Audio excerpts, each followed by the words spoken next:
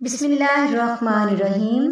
السلام علیکم YouTube family, کیسے ہیں آپ لوگ؟ امید ہے سب خیریت سے ہوں گے۔ اللہ پاک سب کو اپنے حفظ و امان میں رکھے۔ آج میں آپ کے سامنے ایک ایسے شخص کی موٹیویشنل اور انسپریشنل سٹوری شیئر کرنے جا رہی ہوں جنہوں نے اپنی ظاہری بصارت نہ ہونے کو مجبوری نہیں بنایا، بلکہ علم کے شوق اور ذوق اور لگن سے یہ ثابت کر دیا کہ واقعی وہ اشرف المخلوق ہیں۔ محمد جہاں زیب کے ساتھ میرا بڑا خوبصورت تعلق ہے، بڑے احترام اور عقیدت کا، جس کے بارے میں ہم اینڈ میں بات کریں گے۔ آئیے دیکھتے ہیں محمد جہاں زیب کی سٹرگلنگ سٹوری۔ زندگی کے ابتدائی دور میں بھی کم سے کم آدمی کو عرش تک پرواز کرنا چاہیے۔ زندگی کے ابتدائی دور میں بھی کم سے کم آدمی کو عرش تک پرواز کرنا چاہیے، اور جب جنبش میں آ جائیں پرو بالی حیات، عرش سے پرواز کا آغاز کرنا چاہیے۔ السلام علیکم خواتین و حضرات، مجھے کہتے ہیں محمد جہاں زیب، اور رخ کہکشاں کے اس فیملی گیٹ ٹوگیدر میں آپ کو خوش آمدید کہتا ہوں۔ میرا تعلق پاکستان کے تاریخی اہمیت کے حامل شہر اوکاڑا سے ہے۔ زندگی کی بات کے آغاز میں یہ کہنا چاہوں گا کہ میرا تعلق ایک ادبی گھرانے سے ہے۔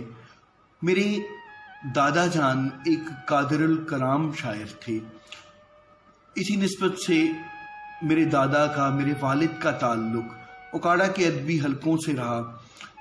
اوکاڑا کے معروف شعراء اسلم کولسری، ظفر اقبال، جناب مسعود احمد، احمد جلیل میرے والد کے قریبی شناساؤں میں سے تھے، دوستوں میں سے تھے۔ ادب کا یہی ذوق مجھے ورثے میں ملا۔ اشعار کو یاد کرنا، گھر میں بیت بازی کرنا، اپنے بڑوں کے ساتھ، چھوٹوں کے ساتھ اشعار کا مقابلہ کرنا، علامہ اقبال رحمۃ اللہ علیہ کی شاعری کو سمجھنا، اس کی تفہیم حاصل کرنا، یہ میرے پسندیدہ مشاغل میں سے رہا۔ یہی وجہ ہے کہ مجھے اوکاڑا میں ادبی محافل، بیت بازیوں اور مشاعروں میں شرکت کا اکثر اوقات موقع ملتا رہا اور ملتا رہتا ہے۔ میں نے میٹرک کا امتحان اس وقت دیا کہ جب مجھے حفظ قرآن کریم کیے ہوئے صرف 2 ماہ ہوئے تھے۔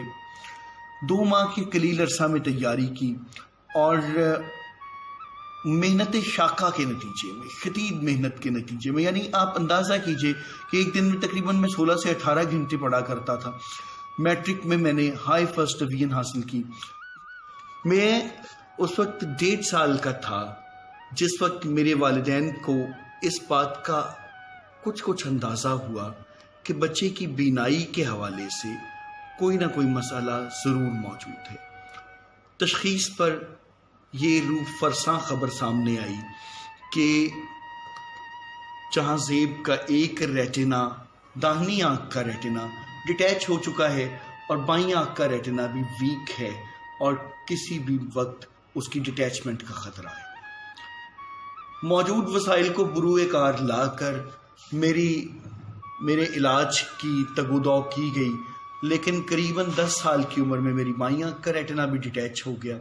اس کے بعد سرجریز کا، آپریشنز کا، علاج کا ایک نہ ختم ہونے والا سلسلہ جاری رہا۔ نظر کبھی بڑھتی اور کبھی کم ہوتی رہی، نشیب و فراز کا یہ سفر طے کرتی ہوئی آئی سائٹ بالآخر اپنے خاتمے پر منتج ہوئی۔ ایک وقت تک مجھے لائٹ پرسیپشن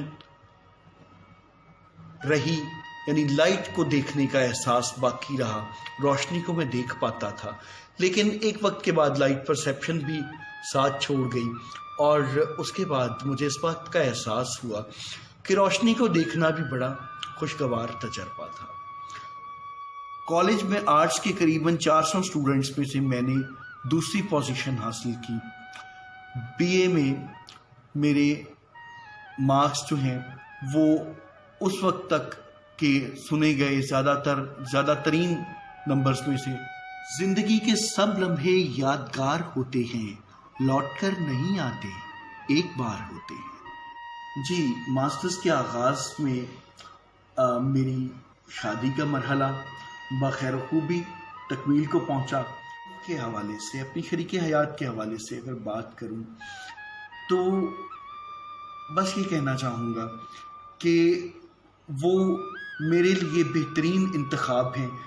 اتنا بہترین انتخاب کہ جسے خود انتخاب نہیں کیا جا سکتا. وہ اللہ تبارک و تعالیٰ کا انتخاب ہے. اور ایک بڑی دلچسپ اور ایک بہت اہم بات جسے میں بہت اہمیت دیتا ہوں وہ یہ ہے کہ اس رشتے پہ ابتدائی بات چیت کا آغاز 12 ربیع الاول کی مقدس تاریخ کو ہوا. اگر میں یہ کہوں کہ my life partner is best replacement of my eyesight تو یہ یقینی طور پہ مبالغہ نہیں ہوگا. جی، میری فادر کی طرح مدر کا بھی بہت کنٹریبیوشن ہے میری تعلیم میں.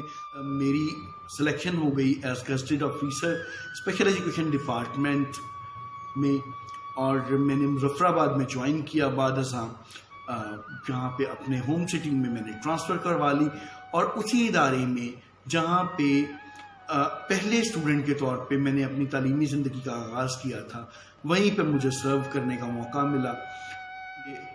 مطالعے کا شوق تھا. بنیادی طور پہ میرا پیشن ٹیچنگ تھا، پڑھنا تھا، پڑھانا تھا، سیکھنا تھا، سکھلانا تھا. کالج کے ڈیبیٹ کمپٹیشنز ہوں، کالج کے مشاعرے یا بیت بازی کے پروگرامز ہوں، میں ان سب میں شرکت کرتا رہا. اس کے ساتھ ساتھ ساہیوال میں ادب سرائے جیسی ادبی تنظیم کے ساتھ بھی میرا تعلق رہا. اور مجھے اس وقت اس بات کا احساس ہوا کہ میں خود بھی لکھ سکتا ہوں، بلکہ بہت اچھا لکھ سکتا ہوں.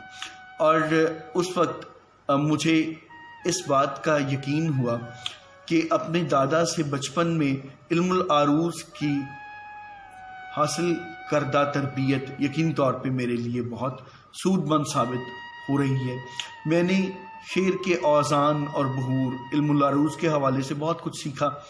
ہر صورت کالج کا خوشگوار اور یادگار دور اپنے اختتام کو پہنچا.